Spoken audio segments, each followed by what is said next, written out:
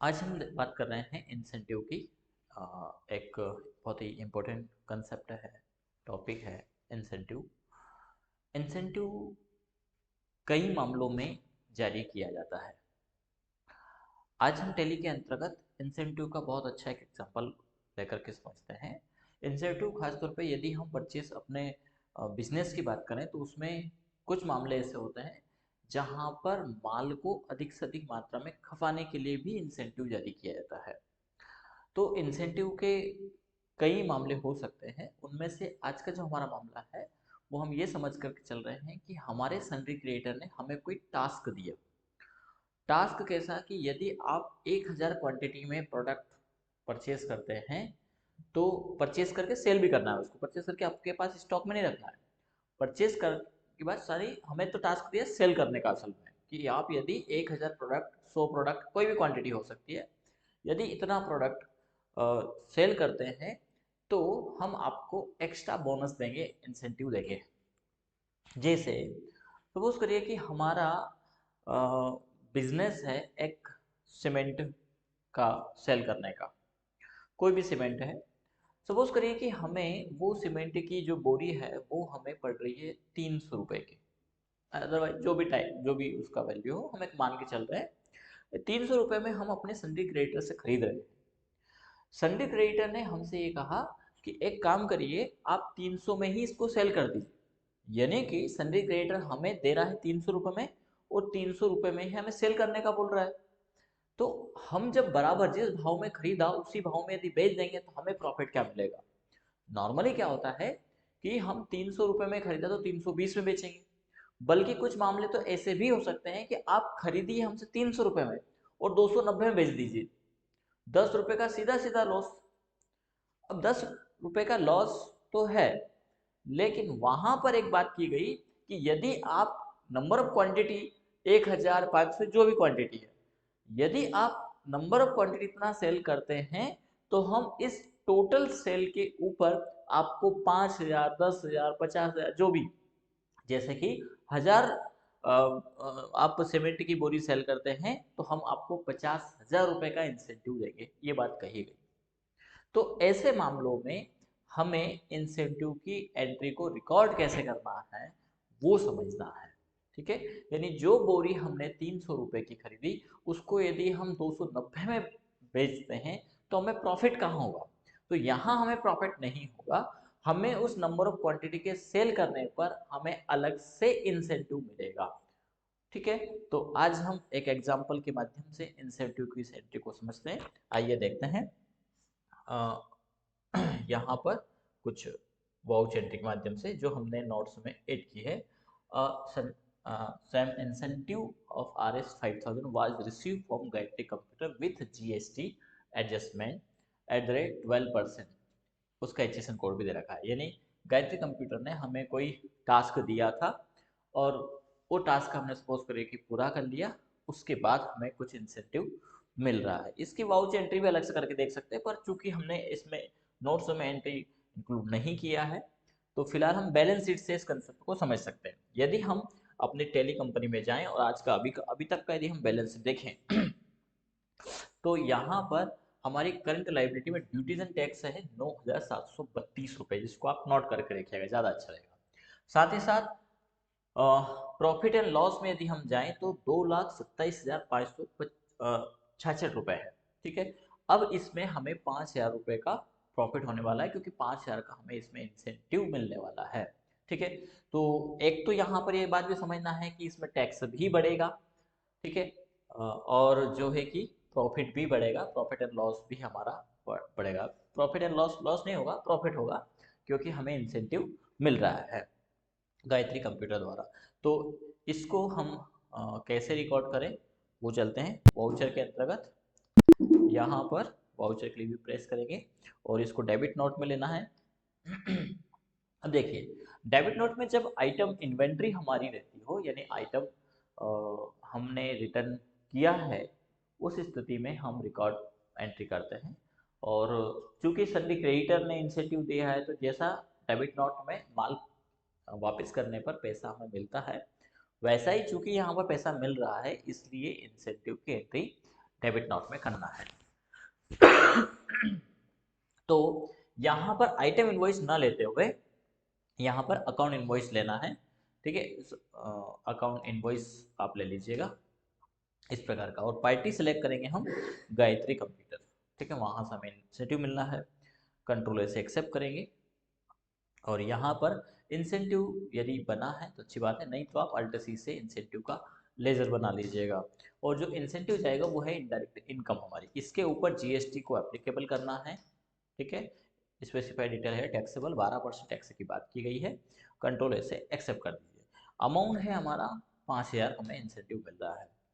इसके ऊपर हमारा जीएसटी, चूंकि हम जीएसटी पेड हमें करना होगा, output C GST and output S GST, तो ये 600 रुपये हमारे जीएसटी के हो जाएंगे, कंट्रोल से एक्सेप्ट करेंगे।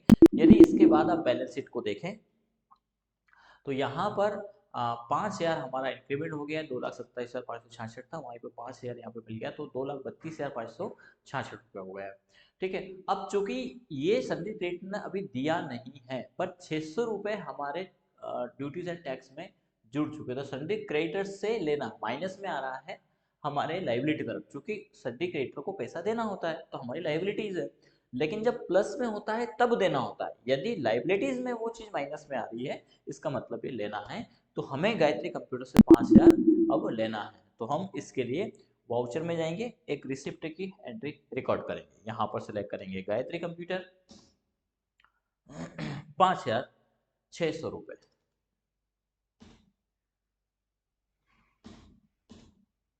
कंट्रोल ए से एक्सेप्ट कर देंगे, केस दिया, बैंक दिया, जैसा भी हो। अब 600 रुपये हमें टैक्स भरना है, ये उल्टी एंट्री हो जाएगी, तो ये हमारा profit loss duties and tax, sorry 600 रुपये इसमें इंक्रीमेंट हुआ है, और प्रॉफिट में हमारा 2,32,566 अब यहाँ पर इंक्रीमेंट हो गया है। तो इस प्रकार से इंसेंटिव जब प्राप्त हो, विद जीएसटी की बात कर रहे हैं, जीएसटी के साथ हमें इंसेंटिव मिला है, तो हम कैसे उसको रिकॉर्ड करें।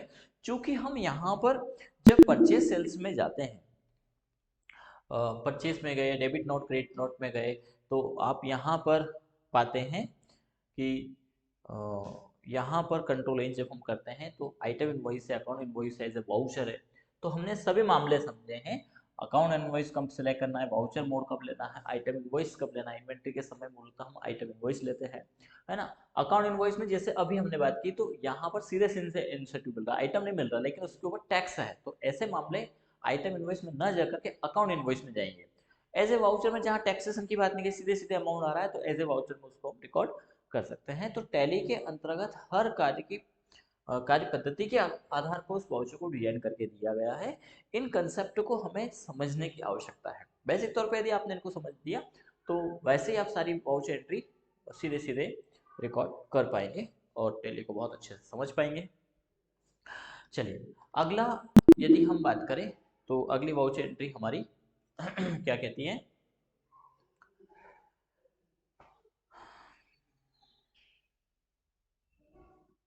ये इसके बाद हमने इसमें अमाउंट जोड़ दिया है 9,732 रुपये 77 पैसे प्लस 600 रुपये 10,332, ये हो चुका है, हमने देख चुका है।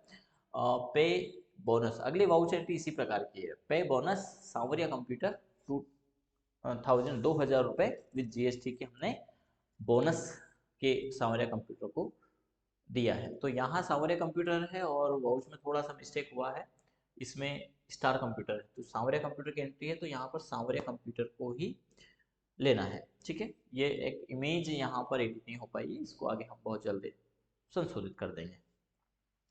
तो 69 वाउचर एंट्री है, चलते हैं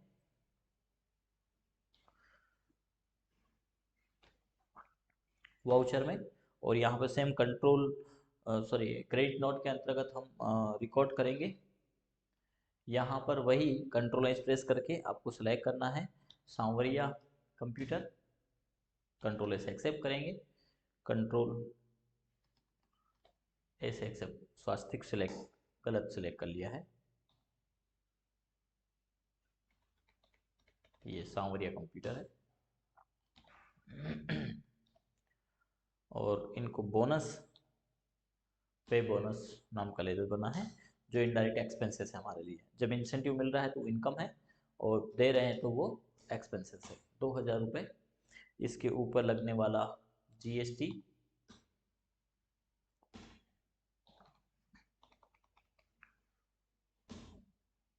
भी हमें पे करना है इनको, और ये जीएसटी के साथ इस अमाउंट को भर देंगे। कंट्रोल ए से एक्सेप्ट कर देंगे।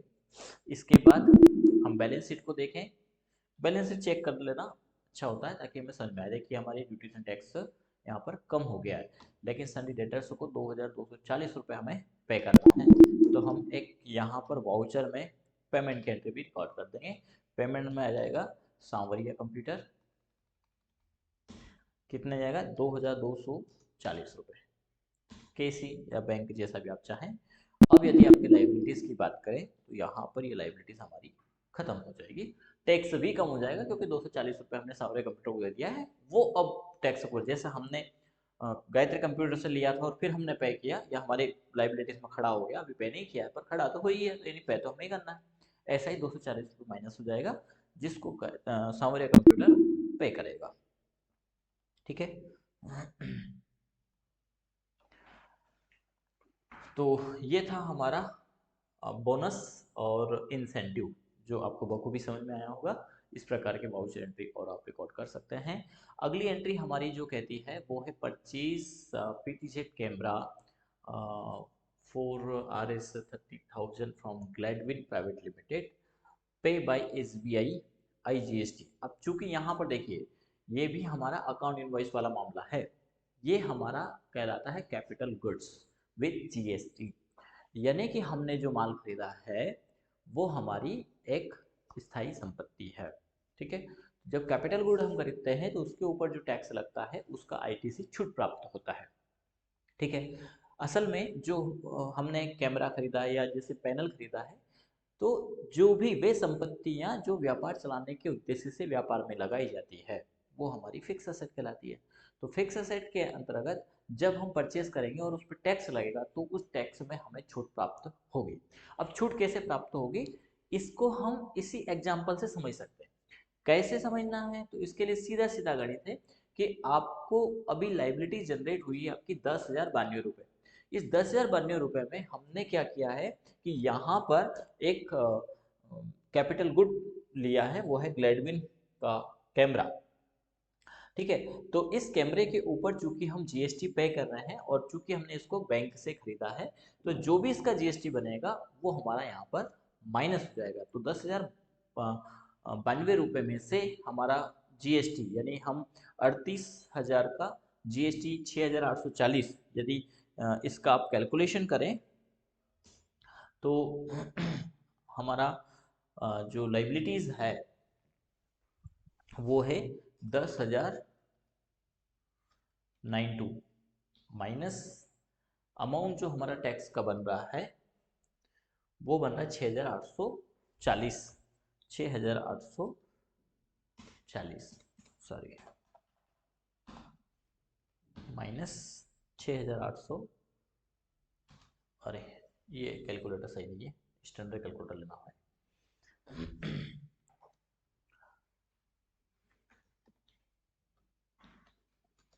यानी एग्जैक्ट वैल्यू बैठी है हमारी 3,252 रुपये, इसके बाद हमारा देना बचना चाहिए। तो इसको बोलेंगे ITC। कैसे छूट प्राप्त मिल होती है टैक्स के अंतर्गत, उसे हमें समझना है।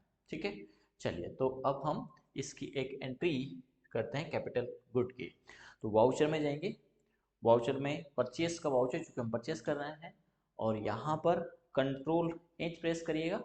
और चूंकि ये account invoice by default select है, यदि आइटम इनवॉइस हो तो आपको सिलेक्ट करना है यहाँ पर अकाउंट इनवॉइस, और यहाँ पर ग्लेडविन को हम सिलेक्ट करेंगे। अब ग्लेडविन का यहाँ पर लेजर नहीं है तो अल्ट सी से, चूंकि सॉरी ग्लेडविन का तो जिक्र है पर हमने पेमेंट बैंक से किया है, तो SBI हम सिलेक्ट कर लेंगे, कंट्रोल से एक्सेप्ट करेंगे।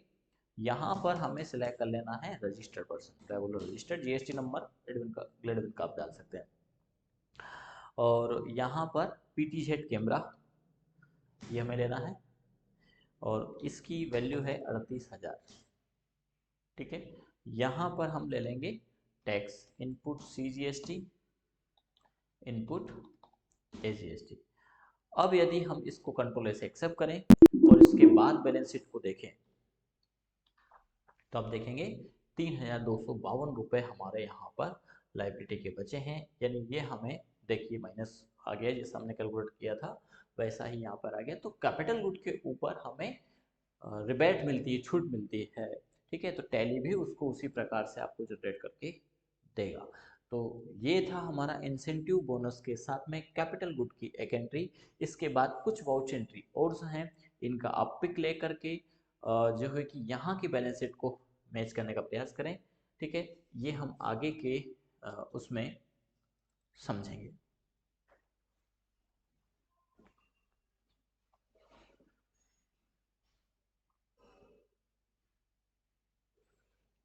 या बेसिक सी एंट्रीज हैं, हम इनको भी फटाफट से रिकॉर्ड कर लेते हैं और इस बैलेंस शीट को मैच करके फिर परचेस एक्सपेंसेस विद जीएसटी की हम बात करेंगे। तो अगला हमारा परचेस ऑफिस इक्विपमेंट है, ये भी हम परचेस कर लेते हैं। वाउचर में जाएंगे, परचेस हमारा खुला ही है। पार्टी का जिक्र यदि किया गया है तो वो हम यहाँ पर सिलेक्ट कर लेंगे। Purchase office equipment for 400 by cheque, SBI bank से रजिस्टर्ड शोरूम की बात की गई है, चाहिए। तो हम यहाँ पे सिलेक्ट करेंगे एसबीआई, कंट्रोल से एक्सेप्ट करिएगा, यहाँ पर सिलेक्ट करिएगा रेगुलर रजिस्टर्ड पर्सन, ठीक है। और यहाँ पर हम ले लेंगे ऑफिस इक्विपमेंट।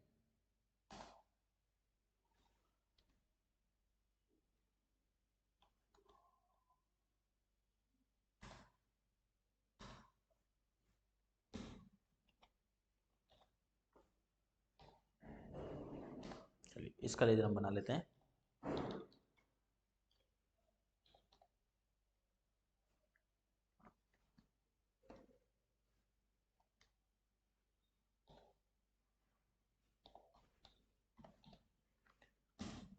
ऑफिस इक्विपमेंट हमारा चला जाएगा इनडायरेक्ट, ऑफिस के लिए है तो सॉरी इनडायरेक्ट एक्सपेंस में यह चला जाएगा कैपिटल गुड, ये सिलेक्ट करना है।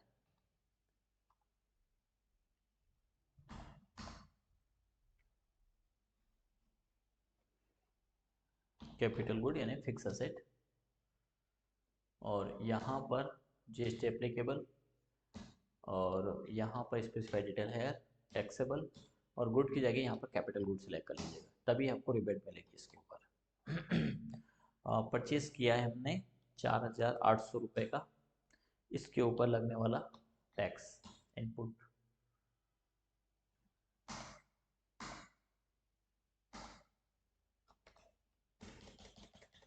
टैक्सेबल सिलेक्ट किया पर टैक्स हमने ऐड नहीं किया 18%, कंट्रोल ऐसे एक्सेप्ट कर दीजिएगा। Input CGST and input HGST,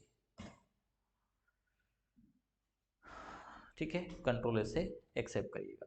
purchase one computer, Gayatri computer for 35,000, इसको हम यहाँ पर सिलेक्ट करेंगे गायत्री कंप्यूटर,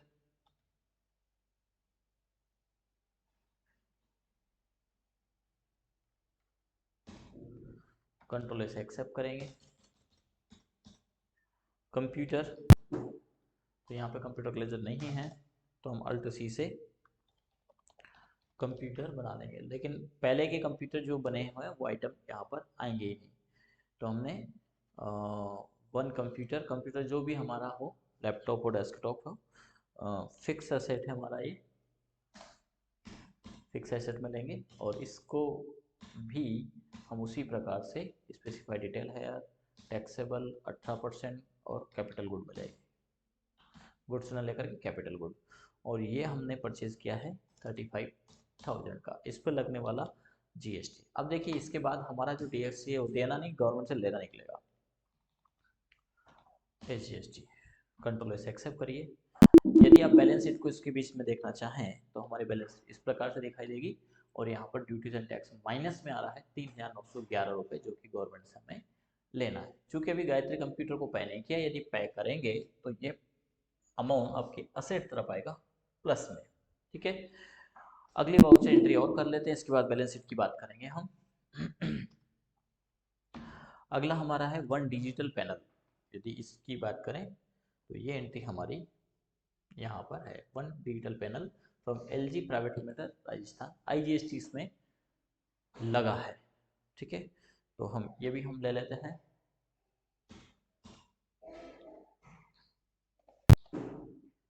एलजी का हम ब्लेजर बना लेंगे, LG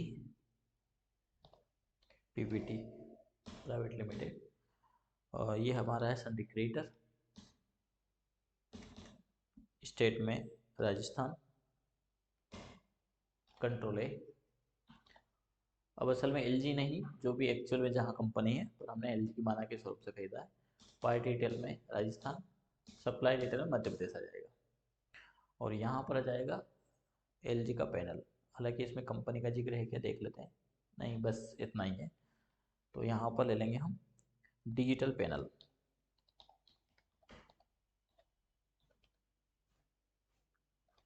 LG 15 inch, sorry 65 inch. क्या है ये, तो ये हमारी फिक्स असेट है,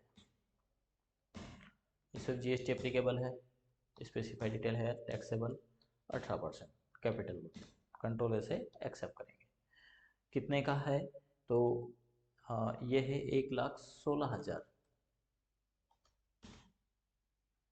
ज़्यादा हो गया। इसके ऊपर लगने वाला जीएसटी,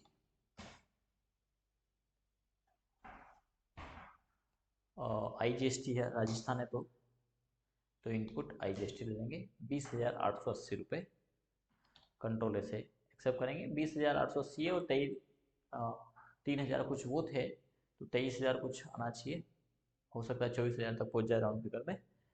और हम यदि यहाँ पर बात करें अपने बैलेंस शीट की, तो हमारी बैलेंस शीट में ये देखिए ड्यूटीज एंड टैक्स में 24,791 हो गया है, ये आना चाहिए। थोड़ा सा जूम कर देते हैं हम आपको,